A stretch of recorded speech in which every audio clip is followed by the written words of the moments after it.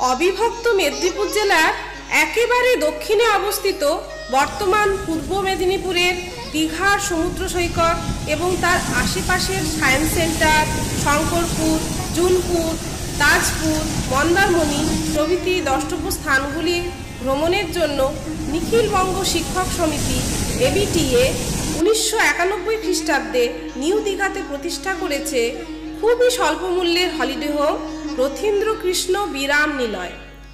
এর ভিত্তিপ্রস্তর স্থাপন করেছিলেন অনিলা দেবী এবং উদ্বোধন করেছিলেন সুকুমার সেনগুপ্ত।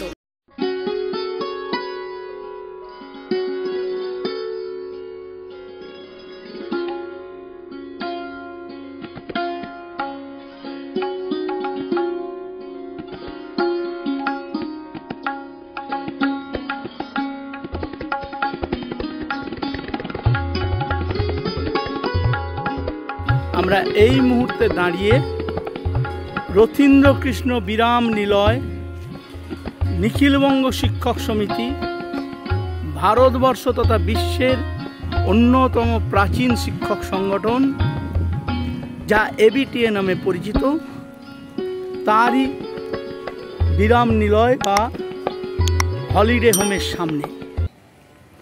এর ভিত্তিপ্রস্তর স্থাপন করেছিলেন শ্রীমতী অনিলা দেবী 1989 সালের 26শে মে আমরা দেখতে পাচ্ছি। এই বিরাম নিলয় বা হলিডে হোমটি আমরা যেদিকে নেমেছিলাম, অবস্থান দীঘা সায়েন্স মিউজিয়াম বা সায়েন্স সেন্টারের ঠিক উল্টো দিকে হেঁটে ওই যে রাস্তাটি দেখছেন সেখান দিয়ে আসা যায়। আর না হলে আমরা প্রথমেই দেখিয়েছিলাম যে সায়েন্স সেন্টারের আগে আরেকটি রাস্তা দিয়ে আসা যায়।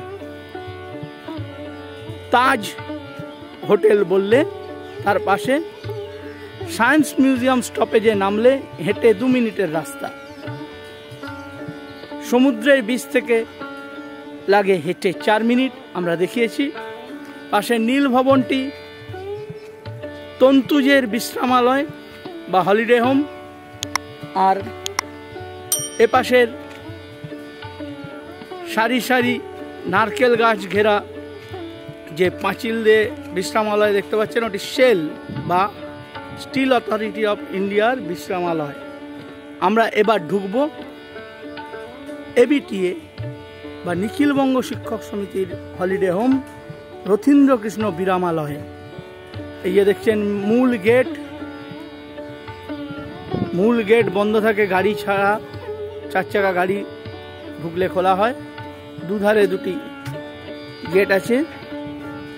অফিস এই হলিডে হোমের বুকিং করা হয় কলকাতা এবিটিএ সত্যপ্রিয় ভবন থেকে। আমরা দেখতে পাচ্ছি অফিসের সামনে লেখা আছে দীঘার দ্রষ্টব্য স্থান কি কি।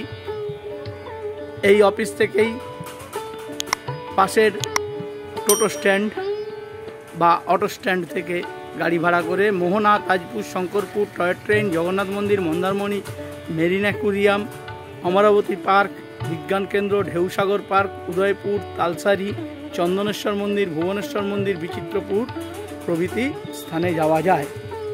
এবারে আমরা দেখব মূল হলিডে হোম। আমরা এখন যেটি দেখতে পাচ্ছি এটি হচ্ছে ডরমেটারি। এই ডরমেটারি সম্বন্ধে পরে বলবো। সুন্দর সুসজ্জিত বাগানে ফুল এবং ফলে প্রস্ফুটিত একটি মনোরম পরিবেশের হলিডে হোম এবিটিএর রথীন্দ্রকৃষ্ণ বিরামালয়। রাতের চিত্র আমরা রাত্রিবেলা ছবি তুলে দেখাবো। এই দেখুন ফুল ফুটে আছে, গাছে পেয়ারা হয়েছে।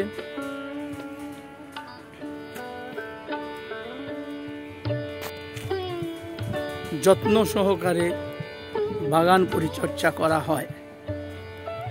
এবারে আমরা দেখব কটেজ। এখানে মোট 4টি কটেজ আছে। এটি কটেজ 1। প্রতি কটেজে 2টি করে রুম, 1A 1B।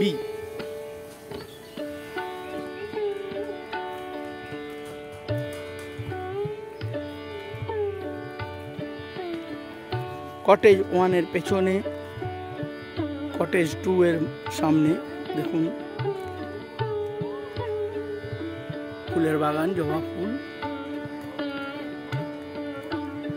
এটি কটেজ 2।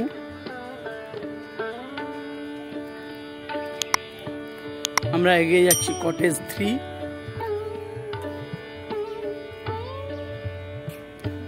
প্রত্যেকটি কটেজের সামনে সুন্দর করে বাগান।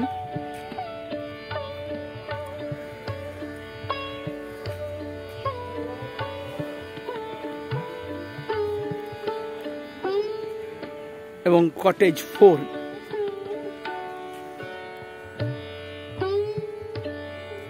4টি কটেজে 2টি করে রুম, মোট 8টি রুম। আর ডরমেটারি। এবার কটেজের ভেতরে ঢুকবো। রাত্রেই কটেজের ভেতর ঢুকছি। কটেজগুলি সব এসি কটেজ। 2টি কটেজ 1A 1B। কটেজের ভেতরে এসি চলছে, সুসজ্জিত টিভি আছে, 3 বেডেড সমস্ত room, dressing table, TV,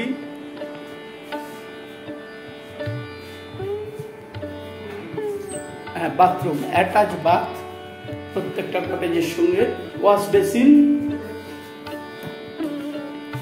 bathroom, attach bath, গিজারেরও ব্যবস্থা আছে, কোমোড সিস্টেম। আমরা কটেজ থেকে বেরিয়ে এলাম। মোট 4টি কটেজে 8টি রুম আছে, 3 বেডেড।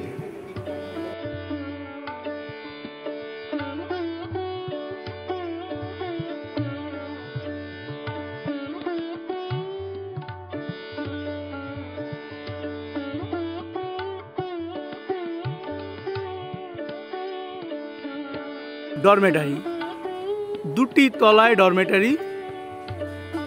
এটিও একই ক্যাম্পাসের ভেতরে। কটেজগুলি ঢুকে ডান পাশে আমরা দেখেছি। কটেজগুলি সব AC cottage, dormitory non AC. এই ডরমেটারিতে 2টি তলায় মোট 6টি রুম আছে এবং 2টি হল আছে। নিচের তলায় একটি হল 28 জনের ও 1টি রুম, আর উপরের তলায় 5টি রুম ও 20 জনের 1টি হল। ডরমেটারিতে হলের ভাড়া 80 টাকা জন পিছু। বুকিং করতে হয় সব সত্যপ্রিয় ভবন, কলকাতা থেকে। আমরা নম্বর দিয়ে দেবো। এই ডরমেটারিতে নন এসি রুম মোট 6টি, 2 বেড, 4 বেড, 6 বেড,